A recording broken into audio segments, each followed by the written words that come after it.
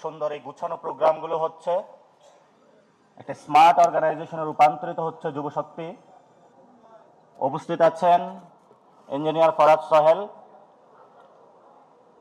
যার হাত ধরেই বাংলাদেশের প্রতিটি আনাচে কানাচে যুবশক্তির একটি নতুন সম্ভাবনা শক্তি হিসেবে আবির্ভূত হচ্ছে। কিছু কথা বলবো বর্তমান বাংলাদেশে এই গণ অভ্যুত্থান পরবর্তী সময়ে বাংলাদেশকে যদি আমরা পুনর্গঠন করতে চাই, এই পুনর্গঠনে অগ্রগণী যে ভূমিকা পালন করবে সেটা হলো বাংলাদেশের জাতীয় যুবশক্তি। আপনাদের কি সেই কমিটমেন্ট এবং ডেডিকেশন আছে?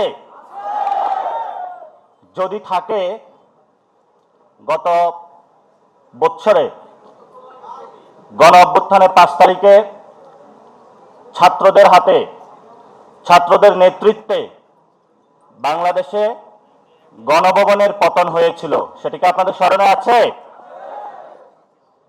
আরেকটা ফেসিবাদের কারখানা রয়ে গিয়েছে এখনো। ছাত্র শক্তি থেকে, পাঠচক্র থেকে জনগণকে নেতৃত্ব দিয়ে শেখ হাসিনাকে দেশ থেকে পালাতে বাধ্য করেছিল। সেই ছাত্র শক্তির ইতিহাস কি আপনাদের মনে আছে? আরেকটা ভবন আছে, সেটা হলো বঙ্গভবন। এটার পতন আপনাদের হাত ধরেই হবে ইনশাআল্লাহ। দ্বিতীয়ত যে কথাটা, বর্তমান সময়ে ইলেকশনের ডেট ঘোষণা হয়েছে, ফেব্রুয়ারিতে নির্বাচন হবে। ফেব্রুয়ারিতে নির্বাচন হবে না,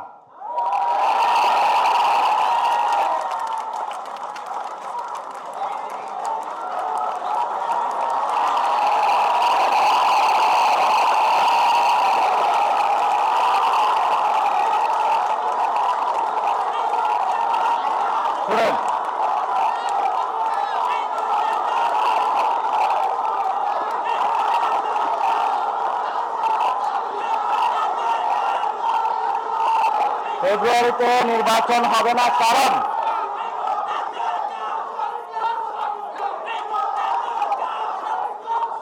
কারণ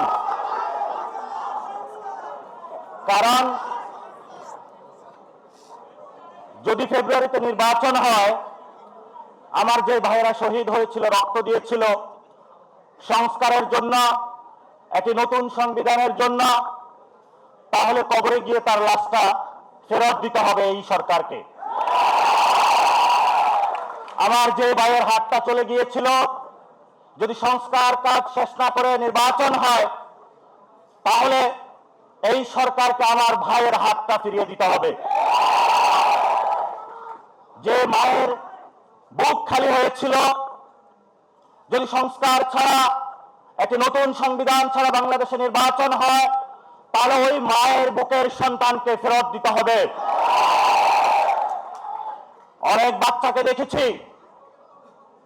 এখনো বুকের দুধ পান করে, কিন্তু বাবা শহীদ হয়েছে। তাদের সাথে যখন কথা বলেছি, তাদের মুখের ভাষা পাইনি, শুধু চোখের ভাষা পেয়েছি। চোখের ভাষাটা ছিল অশ্রু। যে অশ্রুতে তারা বলেছিল, আমার বাচ্চা রয়ে গিয়েছে, আমার স্বামী চলে গিয়েছে, আমি বাংলাদেশ থেকে কিছু চাই না, কিন্তু আমি একটি সুন্দর ভবিষ্যতে বাংলাদেশ দেখতে চাই, যেখানে আমার এই বুকের যে সন্তান আছে, আর সন্তানকে কেউ খুন করবে না। কিন্তু বাংলাদেশে আমরা দেখতে পাচ্ছি একই সংস্কৃতির ডামাডোলে, একই ফেসিবাদী সংবিধানে, একই সিস্টেমের মধ্য দিয়ে আমরা নির্বাচনে যাচ্ছি। তাহলে এতগুলো মানুষ শহীদ হওয়ার প্রয়োজন কি ছিল? এতগুলো মানুষ আহত হওয়ার প্রয়োজন কি ছিল? আপনারা দেখেছেন, এখানে অনেক মিডিয়া ভাই রয়েছেন। ভারতে হিন্দুত্ববাদী বিজেপি এক এক করে সকল মিডিয়া দখল করেছিল, কিন্তু কিছু তরুণ যুবা অল্টারনেটিভ মিডিয়া সৃষ্টি করে ভারতের বুকে গত ইলেকশনে বিজেপির যে জয়যাত্রা, তাদের যে হম্বিতম্বি সেটা রুখে দিয়েছিল। আপনাদের কি স্মরণ আছে? আপনাদেরকে সেই ভূমিকায় নামতে হবে। বর্তমানে গণ অভ্যুত্থানে যারা নেতৃবৃন্দ রয়েছেন 1 লাখ টাকা 5 লাখ টাকা বিভিন্নভাবে এমনভাবে ক্যারেক্টারাইজেশন করা হচ্ছে, মনে হচ্ছে বাংলাদেশের সবচেয়ে বড় তারা ক্রিমিনাল। এসব ফাইজলামি বন্ধ করতে হবে।